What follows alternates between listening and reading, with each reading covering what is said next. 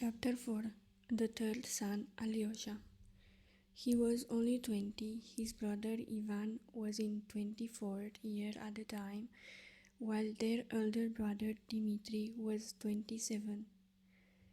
First of all, I must explain that this young man, Alyosha, was not a fanatic and, in my opinion at least, was not even a mystic. I may as well give my full opinion from the beginning. He was simply an early lover of humanity, and that he adopted the monastic life was simply because at that time it struck him, so to say, as the ideal escape for his soul struggling from the darkness of worldly wickedness to the light of love. And the reason his life struck him in this way was that he found it at that time, as he thought, an extraordinary beginning.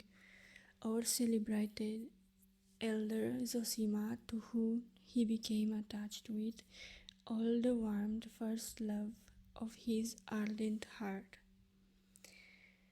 But I do not dispute that he was very strange even at the time, and had been so indeed from his cradle.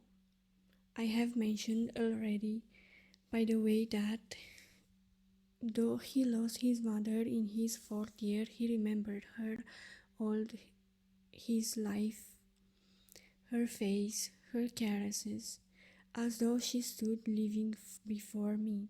Such memories may persist, as everyone knows, from an even earlier age, even from 2 years old, but scarcely standing out through a whole lifetime, like spots of light out of darkness, like a corner torn out of a huge picture, which has all faded and disappeared except that fragment. That is how it was with him. He remembered one still summer evening, an open window, the slanting rays of setting sun, that he recalled most vividly of all. In a corner of the room, the holy image, before it a lighted up lamp, and on her knees before the image his mother, sobbing hysterically with cries and moans, snatching him in both arms, squeezing him close till it hurt, and praying for him to the Mother of God, holding him out in both arms to the image as though to put him under the mother's protection. And suddenly a nurse runs in and snatches him from her in terror. That was the picture, and Alyosha remembered his mother's face at that minute. He used to say that it was frenzied but beautiful, and as he remembered, but he rarely cared to speak of his memory to anyone.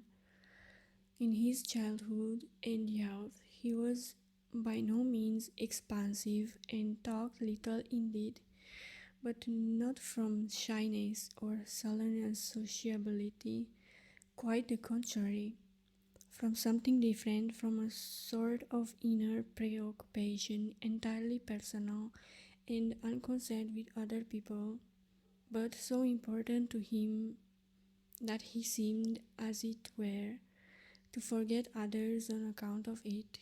But he was fond of people. He seemed throughout his life to put implicit trust in people. Yet no one ever looked on him as a simpleton and naive person. There was something about him which made one feel at once, and it was all of his life afterwards. He did not care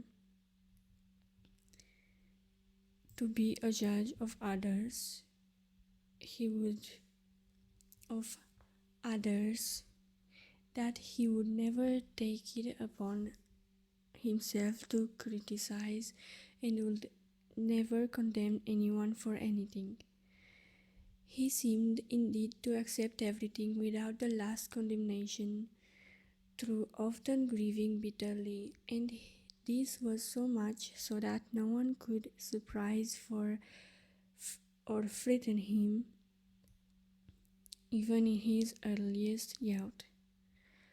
Coming at 20 to his father's house, which was a very sink of filthy debauchery, he, chaste and pure as he was, simply withdrew in silence when to look on was unbearable, but without the slightest signs of contempt or condemnation.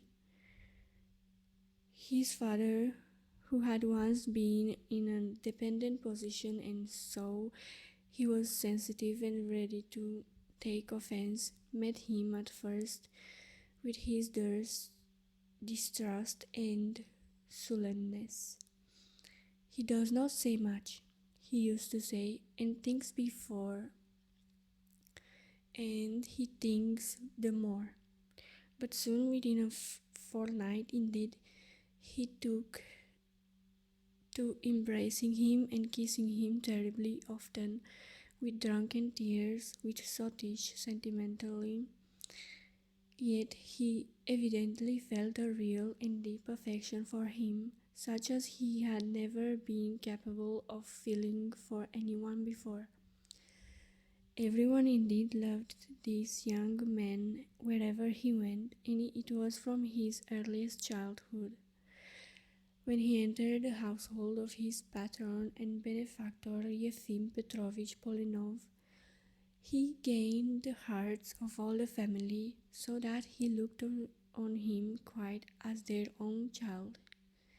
Yet he entered the house at such a tender age that he could not have acted from design nor artfulness in winning affection, so that the gift of making himself loved directly and unconsciously was inherent in him, in his very nature, so to speak. It was the same at school. Though he seemed to be just one of those children who are distrusted, sometimes ridiculed, and even disliked by their schoolfellows. He was dreamy, for instance, and rather solitary. From his earliest childhood he was fond of creeping into a corner to read, and yet he was a general favorite of the while he was at school. He was rarely playful or merry, but anyone could see at the first glance that this was not from any sullenness. On the contrary, he was bright and good-tempered. He never tried to show off among his schoolfellows. Perhaps because of this, he was never afraid of anyone, yet the boys immediately understood that he was not proud of his fearlessness and seemed to be aware that he was bold and courageous. He never resented an insult. It would happen that in an hour after the offense, he would address to the offender or answer some question with a trustful and candid an expression as though nothing had happened between them.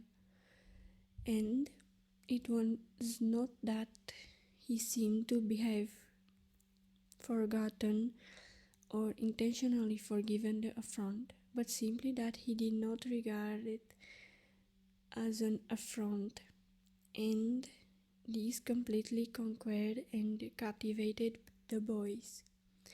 He had one characteristic which made all his schoolfellows from the bottom class to the top want to mock at him, not from malice, but because it amused them. This characteristic was a wild, fanatical modesty and chastity. He could not bear to hear certain words and certain conversation about women. There are certain words and conversation unhappily impossible to eradicate in schools.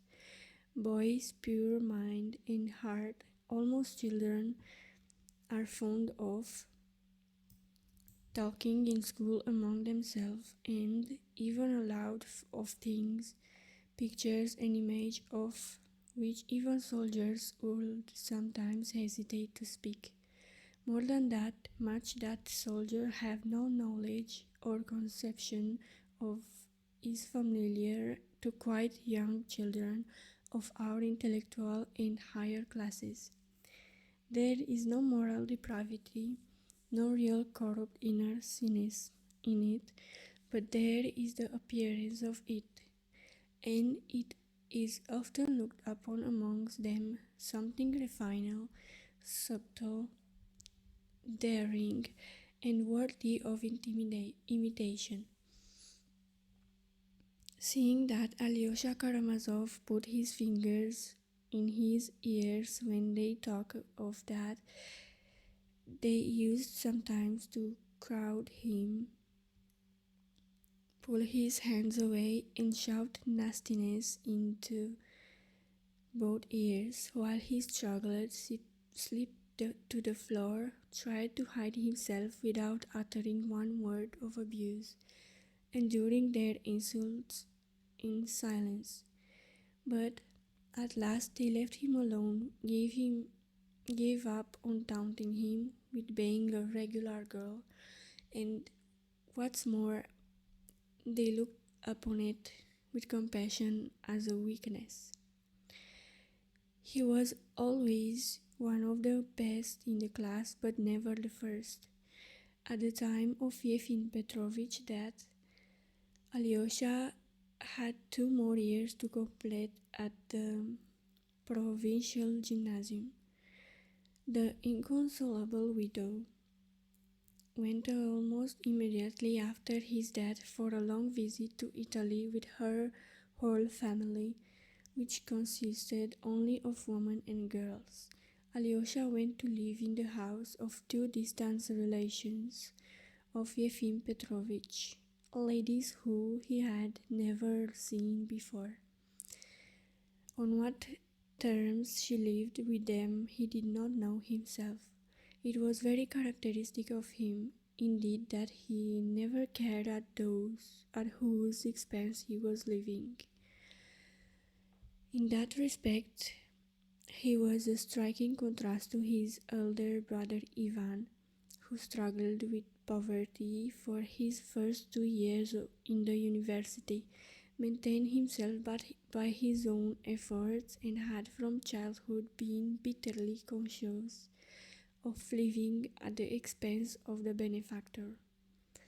But this strange trait of Alyosha's character must not, I think, criticized too severely, for at the slightest acquaintance with him, anyone would have perceived that Alyosha was one of those youths, almost of the type of religious enthusiasts, who, if they were suddenly to come into possession of a large fortune, would not hesitate to give it away for the asking, either for the good works of perhaps to a clever rogue. In general, he seemed scarcely to know the value of money, not, of course, in a literal sense.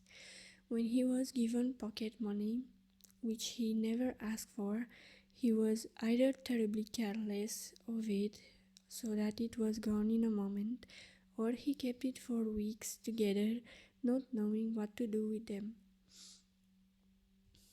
In later years, Pyotr Alexandrovich Musov, a man very sensitive on the score of money and bourgeois honesty, pronounced the following judgment after getting to know Alyosha. Here is perhaps the one man in the world who you might live alone without a penny in the center of an unknown town of 1 million inhabitants, and he would not come to harm. He would not die of cold or hunger, for he would be fed and sheltered at once. And if he were not, he would find a shelter for himself, and it would cost him no of effort or humiliation. And to shelter him would be no burden, but on the contrary would probably be looked on as a pleasure. He did not finish his studies at the gymnasium. A year before the end of the course, he suddenly announced to the ladies that he was going to see his father about a plan which had occurred to him. They were sorry and unwilling to let him go. The journey was not an expensive one, and the ladies I would not let him pawn his watch, a parting present from his benefactor family.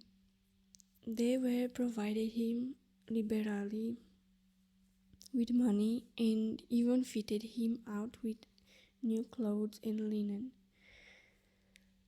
But he returned half of the money they gave him, saying that he intended to go third class.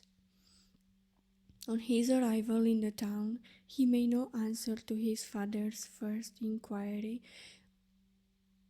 why he had come before completing his studies, and seemed, so they say, unusually thoughtful. It soon became apparent that he was looking for his mother's tomb. He practically acknowledged at the time that he was the only object of his visit, but it can hardly have been the whole reason of it. It is more probable that he himself did not understand and could not explain what had suddenly arisen in his soul and drawn him irresistibly into a new, unknown, but inevitable path. Fyodor Pavlovich could not show him where his second wife was buried, for he had never visited her grave since he had thrown earth upon her coffin, and in the course of years had entirely forgotten where she was buried. Fyodor Pavlovich, by the way, had for some time previously not been living in our town. There, for 3 or 4 years after his wife's death, he had gone to the south of Russia and finally turned up in Odessa, where he spent several years. He made the acquaintance, at first in his own words, of a lot of low Jews, Jewesses, and Jewkins. He ended by being received by Jews high and low alike. It may be presumed that at this period he developed a peculiar faculty for making and hoarding money. He finally returned to our only 3 years before Alyosha's arrival. His former acquaintances found him looking terribly aged, although he was by no means an old man. He behaved not exactly with more dignity, but with more effrontery. The former buffoon showed an insolent propensity for making buffoons of others. His depravity with women was not as it used to be, but even more revolving. In a short time, he opened a great number of new taverns in the district. It was evident that he had perhaps 100,000 rubles, and not much less. Many of the inhabitants of the town and district were soon as in his debt, and of course had given good security of late too. He looked somehow bloated and seemed more irresponsible, more uneven, had sunk into a sort of incoherence, used to begin one thing and go with another, as though he were letting himself go altogether. He was more and more frequently drunk, and if it had not been for the same servant Grigory, who by that time had aged considerably too, and used to look after him, sometimes almost like a tutor, Fyodor Pavlovitch might have got into terrible scrapes.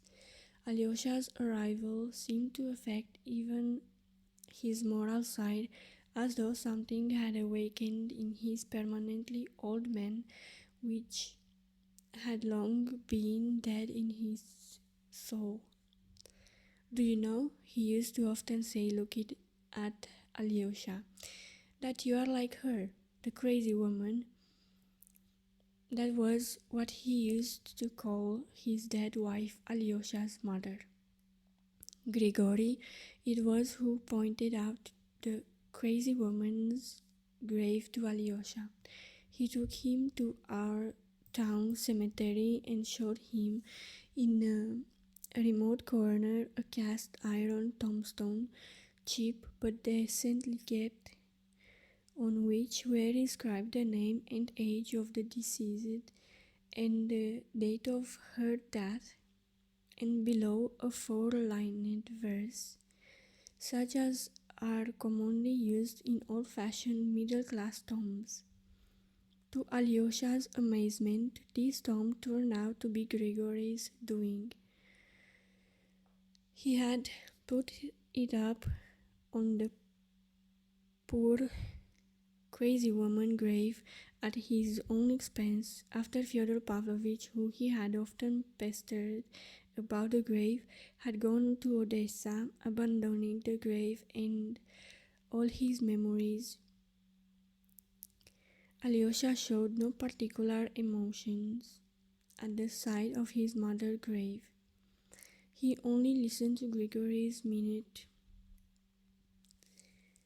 and solemn account of the erection of the tomb, and he stood with bowed head and walked away without uttering a word. It was perhaps a year before he visited the cemetery again, but this little episode was not without an influence upon Fyodor Pavlovitch, and a very original one. He suddenly took 1,000 rubles to our monastery to pay for requirements and for the soul of his wife, but not for the second, Alyosha's mother's, the crazy woman, but for the first, Adelaida Ivanovna, who used to thrash him. In the evening of the same day, he got drunk and abused the monks to Alyosha. He himself was far from being religious. He got drunk and abused. He had probably never put a penny candle before the image of a saint. Strange impulses of sudden feeling and sudden thought are common in such types. I have mentioned already that he looked bloated. His countenance at this time bore traces of something that testified unmistakably to the life he had led. Besides the long fleshy bags under his little, always insolent, suspicious, and ironical eyes, besides the multitude of deep wrinkles in his little fat face, the Adam's apple hung below his sharp chin like a great fleshy goiter, which gave him a peculiar, repulsive, sensual appearance. Add to that long, rapacious mouth with full lips, between which could be seen little stumps of black decayed teeth, He slobbered every time he began to speak. He was fond indeed of making fun of his own face, though I believe he was well satisfied with it. He used particularly to point to his nose, which was not very large, but very delicate and conspicuously aquiline. A regular Roman nose, he used to say. I've quite a countenance of an ancient Roman partisan of the decadent period. He seemed proud of it. Not long after visiting his mother's grave, Alyosha suddenly announced that he wanted to enter the monastery and that the monks were willing to receive him as a novice. He explained that this was his strong desire and that he was solemnly asking his consent as his father. The old man knew that the elder Zosima, who was living in the monastery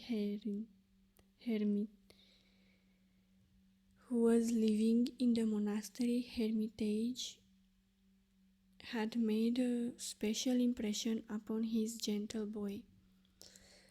That is the most honest monk among them, of course, he observed after listening in thoughtful silence to Alyosha and seeming scarcely surprised at his request. So that's where you want to be, my gentle boy? He was half drunk, and suddenly he grinned his slow half-drunken grin, which was not without a certain cunning and tipsy slyness. I had a presentiment that you would end in something like this. Will you believe it? You were making stride for it. Well, to be sure, you have your own 2,000. That is a dowry for you, and I'll never desert you, my angel, and I will pay what's wanted for you there if they ask for it. But of course, if they don't ask, why should we worry them? What do you say? You know, you spend money like a canary, 2 grains a week. Do you know that near one monastery there is a place outside the town where every baby knows there are none but the monks' wives living, as they are called. 30 women, I believe. I have been there myself. You know, is interesting in its way, of course, as a variety. The worst of it is awfully Russian. There are no French women there. Of course, they could get them fast enough. And they have plenty of money. If they get to hear of it, they'll come along. Well, there's nothing of that sort of here. No monks' wives, and 200 monks. They are honest. They keep the fast, I admit it. So you want to be a monk? And do you know I'm sorry to lose you, Alyosha? Will you believe it? I have really grown fond of you. Well, it's a good opportunity. You will pray for us sinners. We have seen too much here. I've always been thinking who will pray for me and whether there's anyone in the world who'll do it. My dear boy, I'm awfully stupid about that. You wouldn't believe it. Awfully. You see, however stupid I am about it, I keep thinking from time to time, of course, not all of the while. It's impossible, I think, for the devils to forget to drag me down the hell with their hooks when I die. Then I wonder, hooks? Where will they get them from? What of? Iron? Iron hooks? Where do they forge them? Have they a foundry there of some sort? The monks in the monastery probably believe that there's a ceiling in hell, for instance. No, I'm ready to believe in hell, but without the ceiling. It makes it more refined, more enlightened, more Lutheran, that is. And after all, what does it matter whether it has a ceiling or hasn't? But do you know there is a damnable question involved in it? If there's no ceiling, there can be no hooks. And if there are no hooks, it all breaks down, which is unlikely again.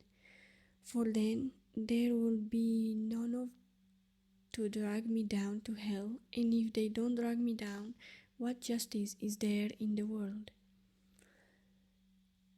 Il faudrait les inviter, those hooks, on purpose for me alone. For if you only knew, Alyosha, what a blackguard I am, it would be necessary to invent it.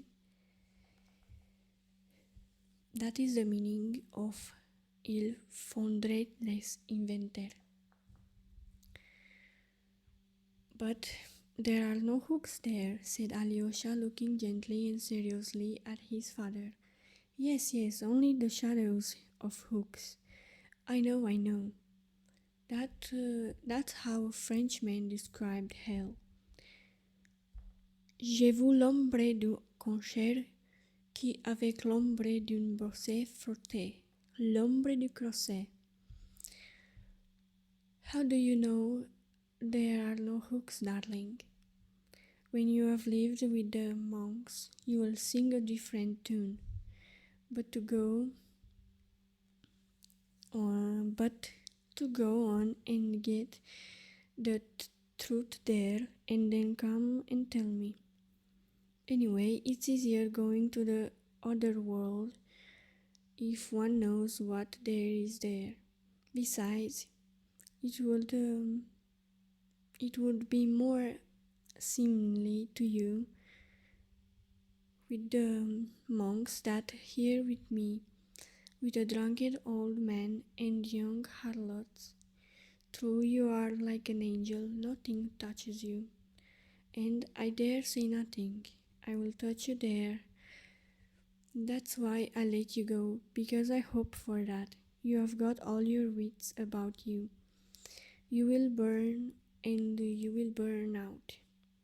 You will be healed and come back again, and I will wait for you. I feel that you are the only creature in the world who has not condemned me. My dear boy, I feel it. You know, I can't help feeling it.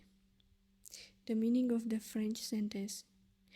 I've seen the shadow of a coachman rubbing the shadow of a coach with the shadow of a brush. And he even began blubbering. He was sentimental. He was weak and sentimental.